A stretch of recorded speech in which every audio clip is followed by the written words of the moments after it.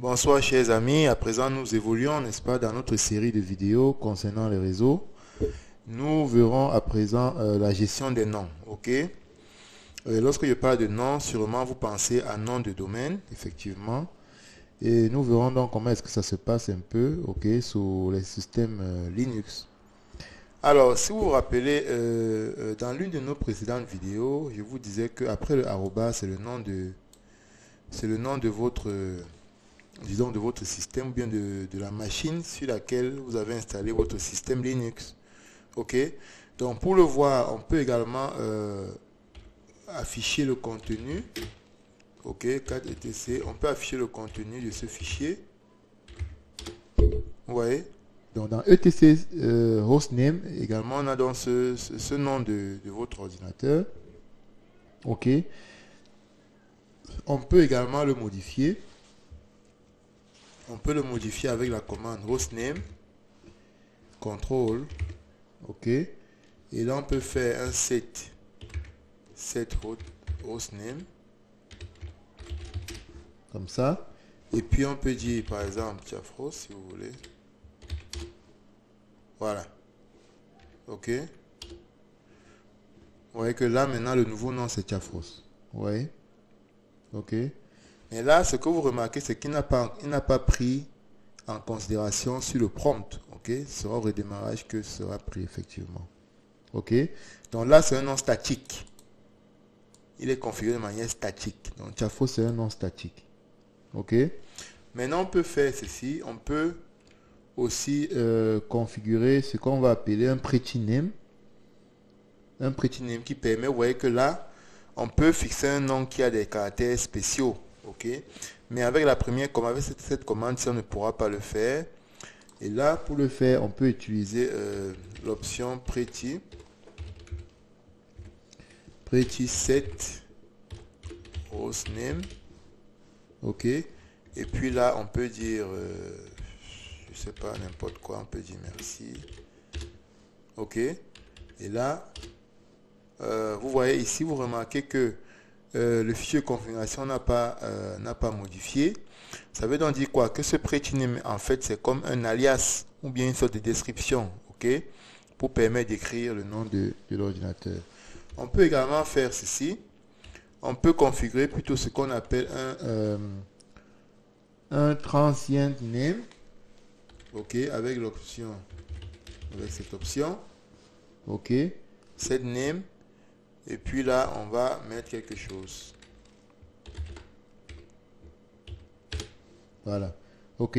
Dans ce cas-ci, on l'utilise lorsqu'on n'a pas spécifié un nom statique. OK. Lorsqu'on n'a pas fait un set hostname, alors ça veut dire que forcément ce nom, le transient name, sera utilisé. OK. Donc maintenant, qu'est-ce qu'on peut faire si vous voulez? On peut comme cela afficher l'état, le status. Non, on va faire plutôt hostname control. Et puis on va faire un status. Voilà. Vous voyez donc lorsqu'on fait un status, l'ensemble des configurations qu'on vient de faire concernant les noms s'affiche. Vous voyez, on a le static name, on a le pretty name, et puis le pretty name c'est comme un descriptif. Ok. Et puis voilà, on n'a pas, vous voyez que le transient name n'est pas affiché. Pourquoi? Parce qu'effectivement, on a configuré le static hostname. Alors, maintenant, qu'est-ce qu'on va faire? Alors, il y a maintenant deux types de configuration de nom, si vous voulez. Il y a un fichier, qui s'appelle etc host. Je l'ai précisé dans l'une des anciennes vidéos, des précédentes vidéos. Alors, host permet de faire donc la correspondance entre l'adresse IP et le nom. Ça veut dire que si vous avez un réseau de 10 machines, vous pouvez y mettre sur chaque machine, vous faites cette correspondance entre les adresses IP et les noms. Ce qui fait que sur un ordinateur, lorsque vous allez taper Kali, cela fera référence à l'adresse IP dans le même réseau. Ok. Alors, par contre, si le réseau est vaste, qu'est-ce que vous allez faire? Vous allez plutôt, bon, revenons un peu sur le fichier etc host. Ça veut dire par exemple que je le fais en nano. Là, vous voyez que je suis en route. Ok, c'est pour ça que j'ai plus besoin de taper sudo. Voilà, ça veut dire que je peux venir ici en bas. Je dis 192.168. .1.2 espace, je mets ici par exemple Tiafos.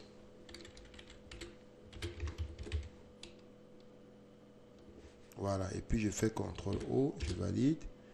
Mais erreur, qu'est-ce que j'ai fait? Je vous ai toujours dit quoi? Que lorsque l'on veut modifier un fichier, qu'est-ce qu'on fait? On doit d'abord créer une sauvegarde. Ok, donc je vais d'abord ressortir. Je dis ceci, je crée d'abord une sauvegarde. CP. Et puis je fais ceci, host.org par exemple. Ok. Et puis maintenant je peux venir, je dis ceci, je dis 192.168. Point peut-être 36. Point 6. Et puis on dit Tiafos. Ok. Et là, qu'est-ce qu'on va faire? Maintenant, lorsqu'on veut tester, par exemple, on va plus loin. Lorsqu'on veut tester, par exemple, ok, ouais, que lorsque je fais un ping, je fais plutôt, ça c'est pour tester la connectivité. Je mets tout simplement l'adresse Tiafos et il reconnaît que Tiafos c'est donc l'adresse IP que j'ai mentionné dans le fichier. Ok. Donc maintenant, on peut plutôt utiliser le fichier maintenant etc resolve.conf. Ça, c'est dans le cas où votre réseau est vraiment vaste.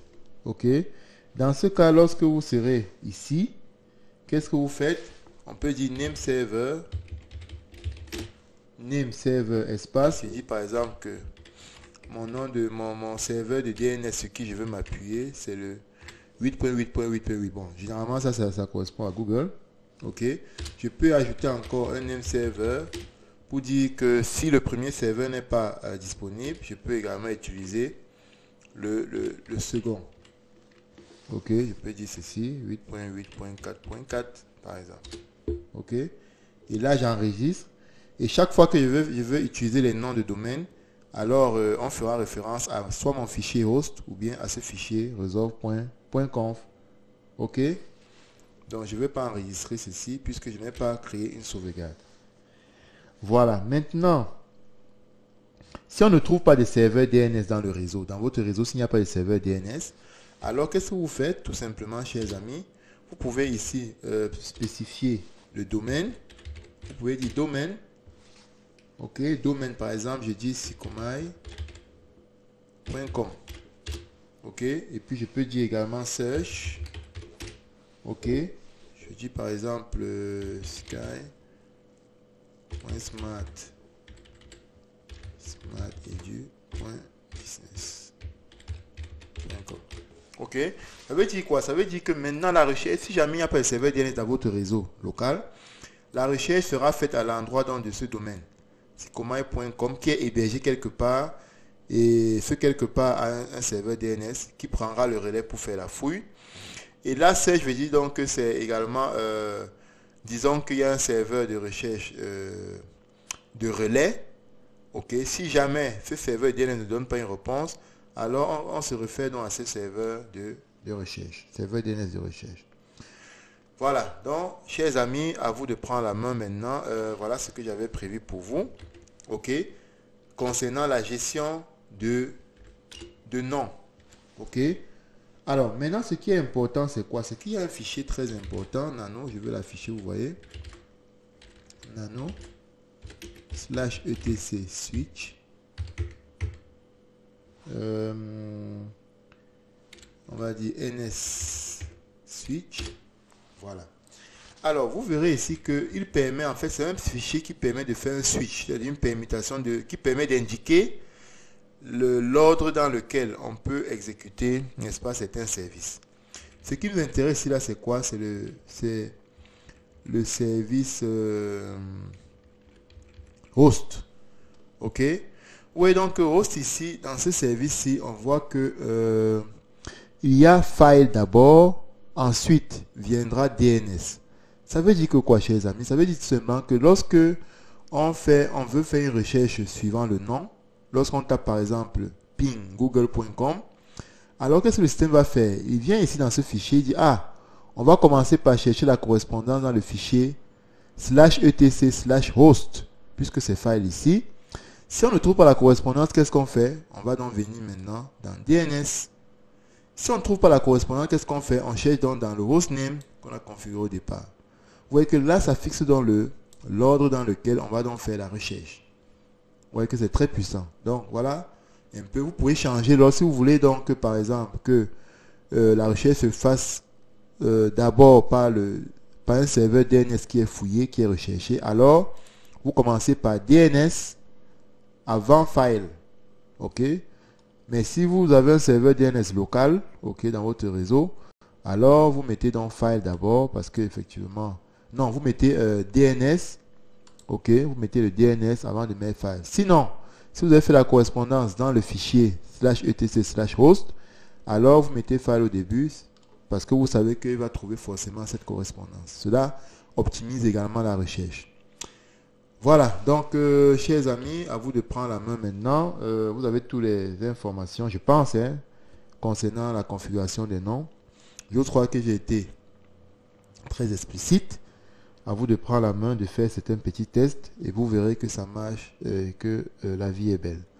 À nous revoir dans l'une des prochaines vidéos. Si vous avez des questions, posez-les dans les commentaires, je me ferai le plaisir de vous répondre. Et n'oubliez pas de dire que vous avez aimé si c'est le cas. Vous la likez et puis vous partagez dans vos réseaux. Il y a des gens qui ont besoin de ces informations. N'hésitez pas à partager et de vous abonner à ma chaîne. À nous revoir dans l'une des prochaines vidéos. Ciao!